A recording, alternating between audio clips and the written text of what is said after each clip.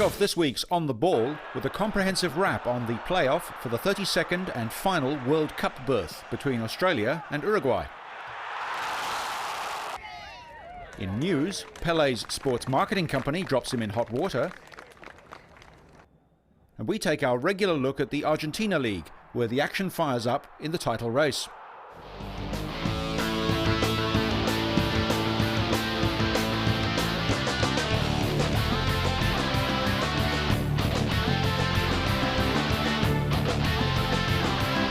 Battle for the 32nd and last World Cup berth, Uruguay travelled to meet Australia, the Oceania champions, after finishing 5th in the South American group and failing to book an automatic place in Korea and Japan. More than 80,000 fans converged on the Melbourne cricket ground, singing the praises of their players. The two times world champions in 1930 and 1950 were missing injured striker Dario Silva and had to rely on the skills of the diminutive Alvaro Recoba from Inter Milan. Australia had bowed out of the last World Cup qualification campaign on the away goals rule after blowing a 2-0 home lead against Iran at the same ground in Melbourne. Frank Farina's team were desperate to erase that disappointment by beating Uruguay.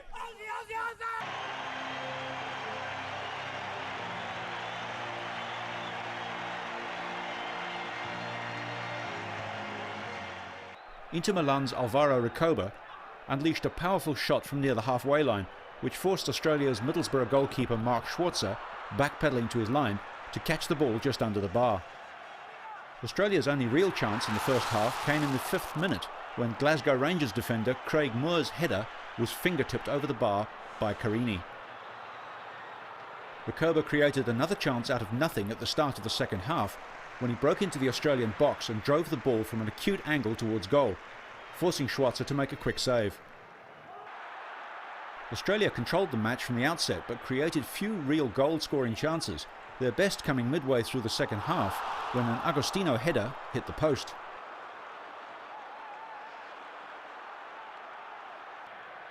The breakthrough came in the 77th minute when Uruguay defender Dario Rodriguez pulled down Australian substitute Paul Agostino near the 6-yard line as he raced in to connect with a perfectly timed cross from Leeds United striker Harry Kewell.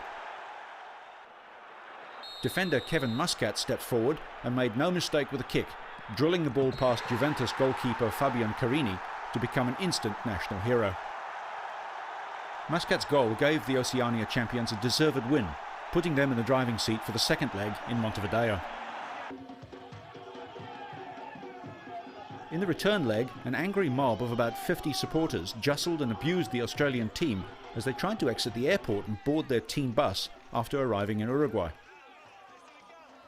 At least one player was punched, and a number of other players and officials were spat on as they made their way out of the airport terminal. Police and security guards tried to control the situation. Australian coach Frank Farina threatened to move the team to Buenos Aires if his squad did not receive better security. A heavy police presence and security guards surrounded the hotel where the Australian team stayed. For the second match, Australia, in green, travelled to the Centenario Stadium to defend their 1-0 lead. In the 14th minute, Paulo Montero sent a long ball out of defence, finding Dario da Silva. The Malaga striker fought off a challenge from Craig Moore and prodded the ball beyond goalkeeper Mark Schwarzer to open the scoring. Uruguay added a second when a Recoba free kick found Morales at the near post, who headed home.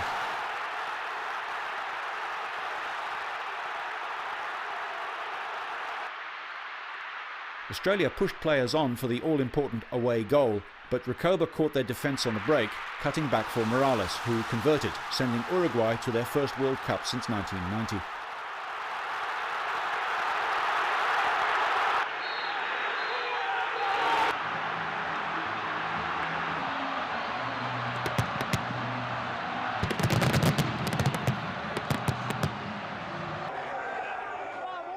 Uruguayans took to the streets of Montevideo after the national team defeated Australia 3-0 in the second leg of their playoff, becoming the 32nd and final country to qualify for the World Cup. Donning team shirts and with faces painted, thousands of fans waved flags and cheered after the much-anticipated match. Substitute Richard Morales scored 2 goals and told a news conference afterwards that it was important to have strong support from the fans, which gave him extra confidence.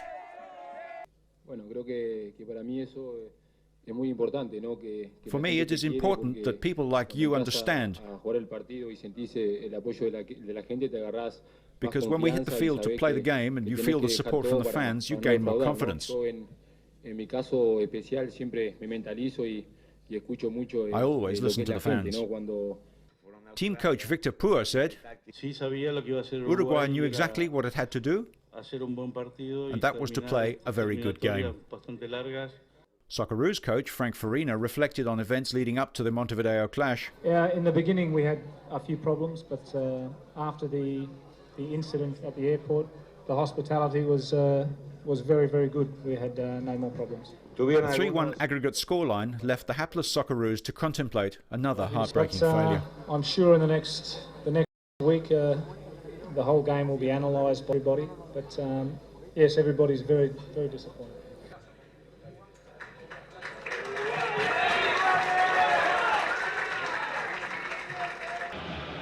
The 3-times world champions looked in danger of missing out in the World Cup qualifying for the first time after their 1-1 draw in the first leg in Kiev. Germany, playing in white, soon reassured their fans with an impressive display of attacking football. Midfielder Michael Ballack showing them the way with a headed goal as early as the 4th minute.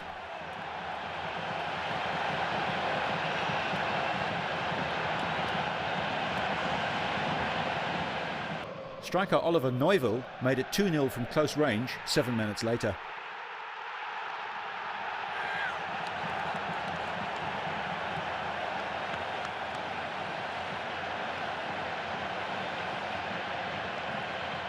Defender Marco Reymer almost killed the tie when he added a third by heading home from a corner kick after just 15 minutes.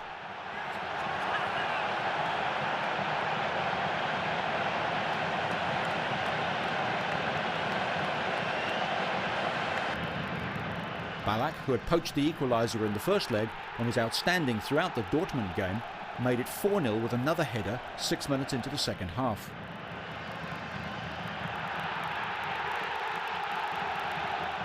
AC Milan striker Andriy Shevchenko pulled one back for the visitors in the dying moments.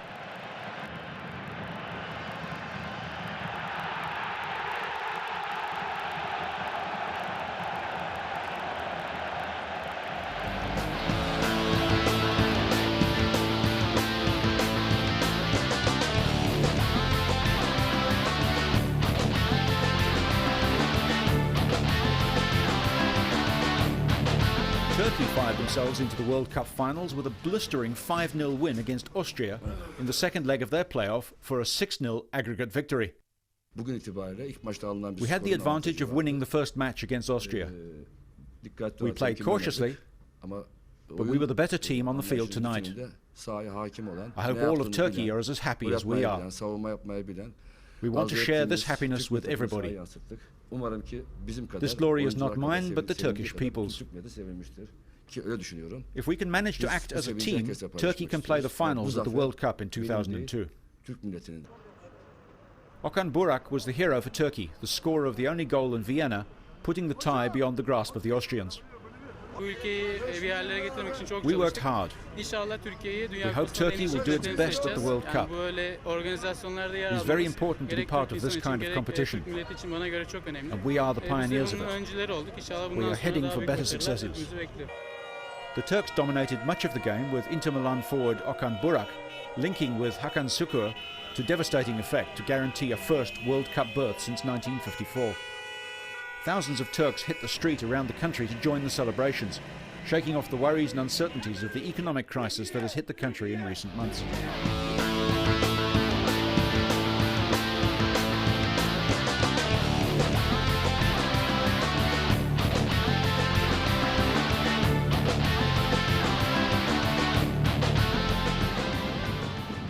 Lowly placed Real Sociedad, playing in red, travelled to league leaders Deportivo La Coruña only to take the lead in the 8th minute with a spectacular 25-metre pile driver by Xabi Alonso.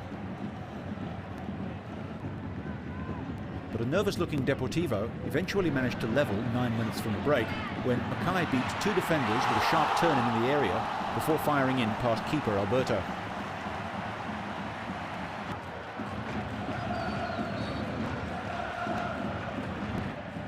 10 minutes into the second half, the Dutchman struck again. His first shot rebounded off a defender, but then he drove his second attempt home to put his side ahead.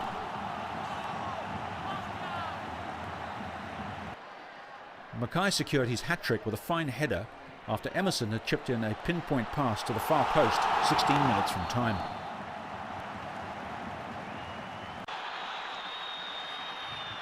Las Palmas, playing in the yellow and blue, came close to scoring against a Barcelona team who could have gone top of the table with an away win. Frank de Boer sprinted back, heading the ball off the line.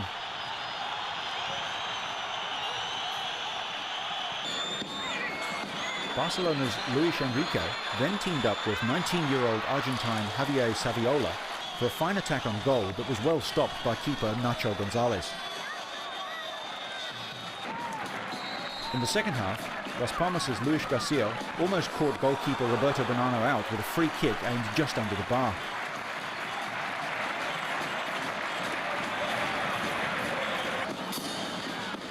Saviola later sidestepped around the defender and hit a good low shot, but it was well saved by Gonzalez.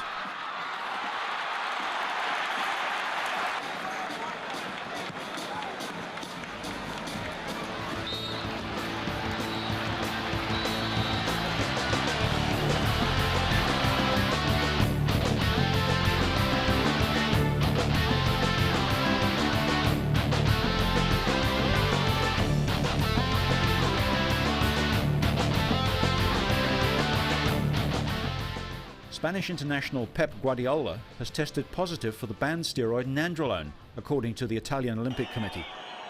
Guardiola now plays with the Italian Serie A team Brescia after leaving Barcelona at the end of last season. He tested positive for the drug after a league match against Piacenza. He was the second Serie A player to test positive for Nandrolone in recent weeks. Lazio's Dutch international Jaap Stam was also suspended for returning positive tests. Amid allegations that his sports marketing company kept money to be used for a UNICEF event that never took place, Brazilian soccer legend Pelé assured the press that he will launch a full investigation into the matter. I heard about, I was here, this was yesterday, and I don't know, maybe part of the press know, I have investigated in my office in Rio de Janeiro, in Pelé Sport Market. And they said 5 years ago they supposed to have event, then the event doesn't come out, and then they talk about this, but this is not true, because to talk about myself, of course, you know, I am 32 years with UNICEF, never gonna happen this, but we're gonna make sure to see if we have something. We're gonna talk next week after I get ready, because I have to get information. According to the newspaper Folha de Sao Paulo, Pelé's company, Pelé Sports and Marketing, was given $700,000 to organise the event in 1995. The event never happened, and the money was never returned, the paper said. The soccer legend appeared with UN Secretary-General Kofi Annan, and they dedicated the 2002 World Cup to children. It's the first time a World Cup has been dedicated to a humanitarian cause. Far too many children do not have the means or the support to play and enjoy themselves, to learn healthy ways to compete and to exercise their spirits as well as their bodies. We must ensure that they are guaranteed that right wherever they may live, and that conflict, poverty, disease do not deprive them of it. A proposed strike by English soccer players was called off after soccer chiefs reached an agreement with the Players' Union in a bitter dispute over television money. Adam Crozier, English Football Association's chief executive, told a news conference that a settlement had been reached. The good news is that collectively we've come to a solution where common sense has prevailed and an amicable settlement has been reached which all parties believe to be fair and equitable. We have secured what I believe is the long-term future of the PFA. There is a sum of money there that we appreciate very much and will certainly help to improve the services we provide for current members those youngsters who don't make the grade and have the dream shattered, to retrain them for another life. For those players who go on the field and never go on a field again, to provide proper compensation and retraining. And for the 50,000 former professionals who have contributed to the popularity and well-being of our game, so that they, in the future, when they need help for the injuries which they occurred in football. The reason there should be more smiles is quite simply there will be no strike. And that has got to be for the good of the game, for the good of everybody. The PFA will receive around $24.5 million a year over 3 years and will have total control over its distribution.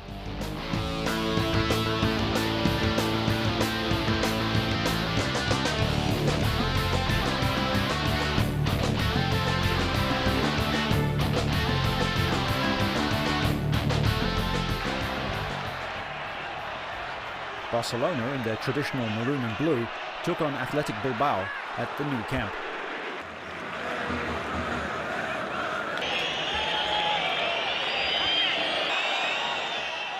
For the visitors, Francisco Geste chipped the ball into the penalty area, and Urzaz flicked a header in off the far post for his 6th goal of the season.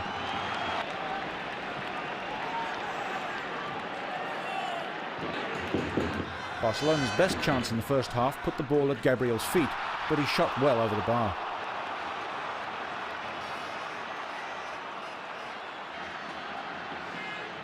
Soon after the restart, Urzaz hit the post for Athletic Bilbao.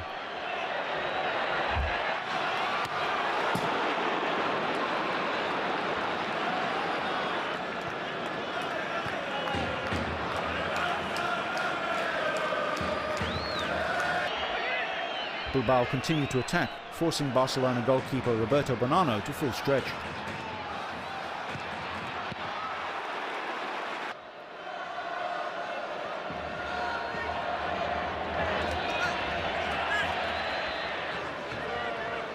The appearance of Rivaldo as a substitute got Barca back in the game, the Brazilian getting the equaliser within 2 minutes of coming on.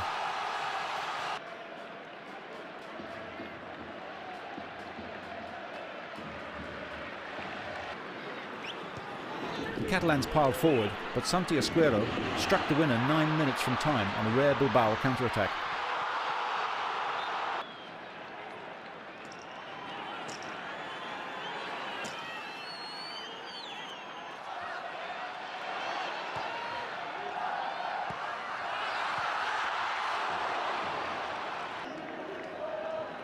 Deportivo La Coruña, in the blue and white stripes, travelled to Mallorca in search of 3 points. It was Alberto Matos who opened the scoring for the home team after a fine cross from Samuel Ito.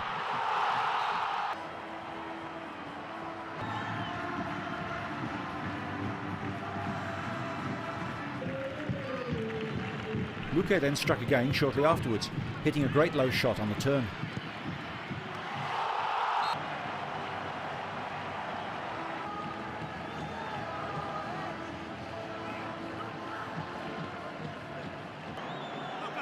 Deportivo's Walter Pandiani got one back with a header, making it 2-1 to Mallorca at half-time.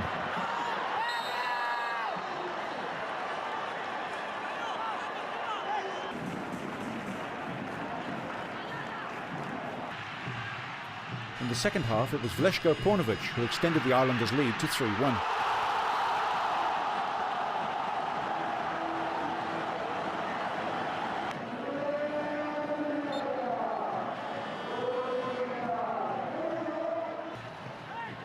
Then Deportivo goalkeeper Francisco Molina pulled off a fine save of a rebounded shot.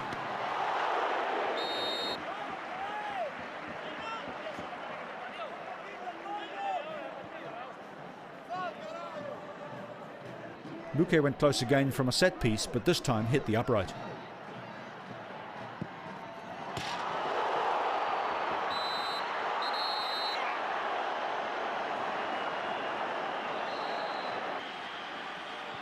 Alejandro Compaño sealed the league leader's fate with a good solo run and a clinical finish.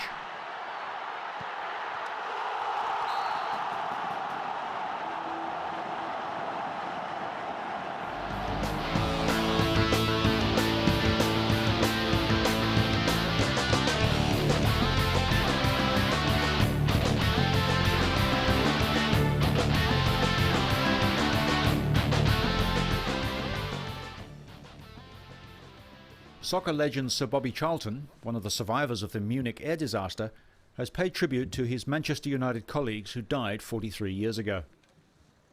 The young team involved in the crash were dubbed the Busby Babes in honour of manager Sir Matt Busby, another United legend who also survived the disaster. The plane crashed in February 1958 when it failed to take off after refuelling while bringing the team home from a European Cup tie in Yugoslavia. In total, 23 passengers were killed, including highly rated England star Duncan Edwards.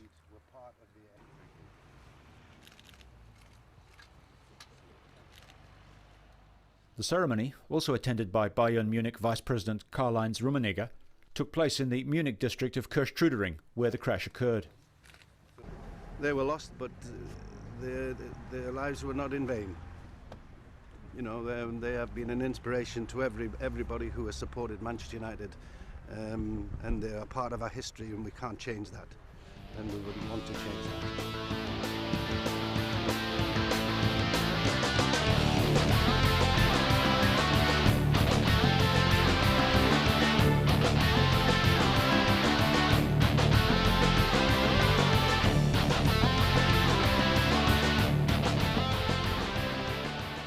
In Argentina, Racing Club in blue continued their chase for their first domestic title in 35 years, playing at home to Chacarita Juniors.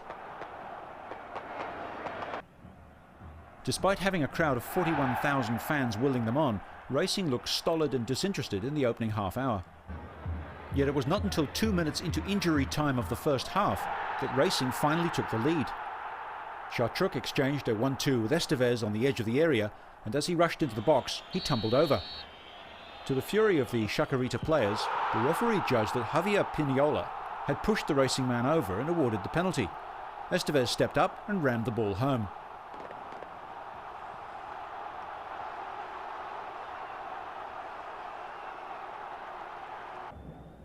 Both sides had chances in the second half, with Estevez spurning 2 close-range efforts and seeing a third shot cleared off the line after he had skipped through the Chacarita defence. At the other end, Moreno saw his 67th minute effort saved by the Racing Club keeper. In a fiercely contested battle, the visitors were unlucky not to level the game in the final minutes.